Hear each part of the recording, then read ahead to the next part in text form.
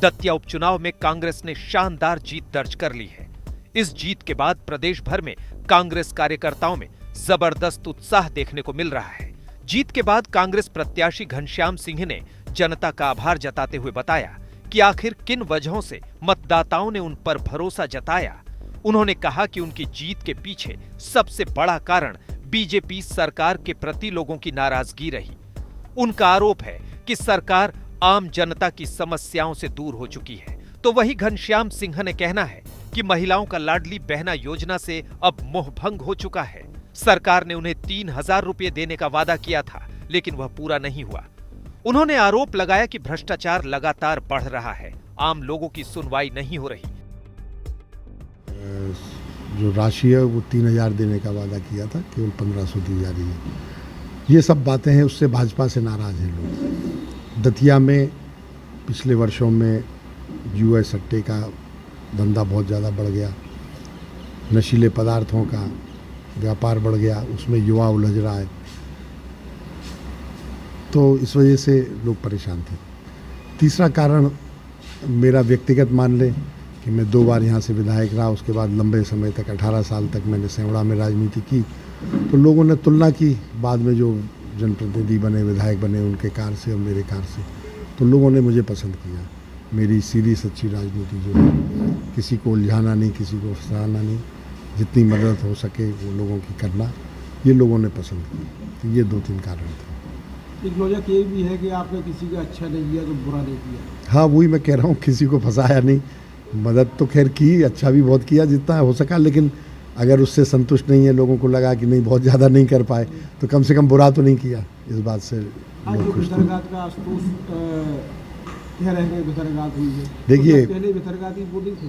देखिए क्या है, वो उनकी पार्टी की राजनीति है, वो उसके बारे में मैं ज़्यादा कमेंट नहीं करूँगा। हाँ, आशुतोष जी, उनके रिश्तेदारों ने सेवड़ा में जो कुछ किया वो सब लोग जानते हैं।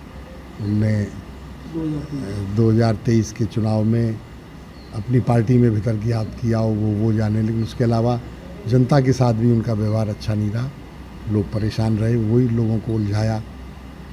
झूठे केस हों चाहे प्रॉपर्टी के मामले में जो उनने किया उसे लोगों ने पसंद नहीं किया था। खैर दतिया में तो अनजान थे, लेकिन कुछ न कुछ खबरें उनके बारे में पहुंची होंगी जनता।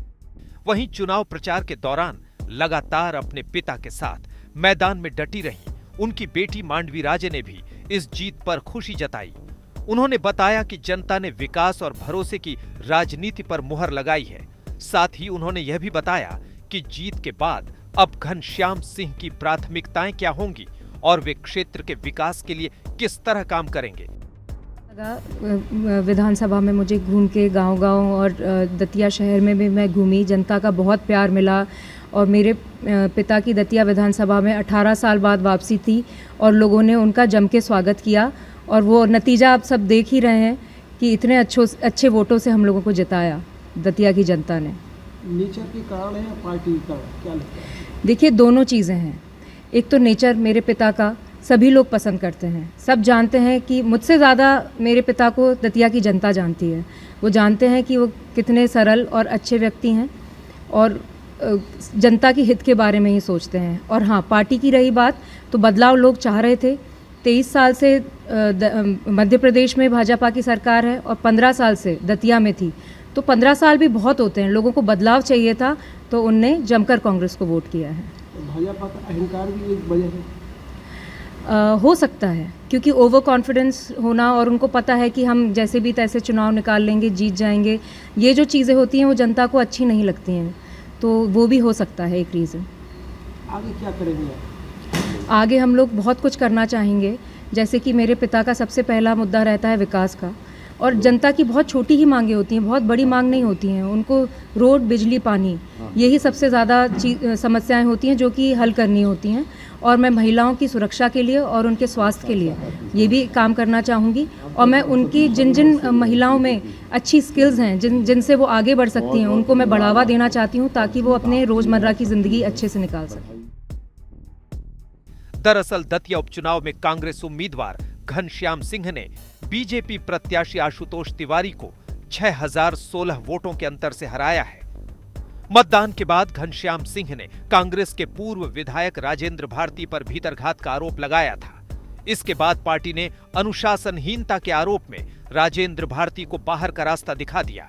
उधर कांग्रेस की जीत के बाद अब बीजेपी में भी भीतरघात की चर्चाएं तेज हो गई हैं।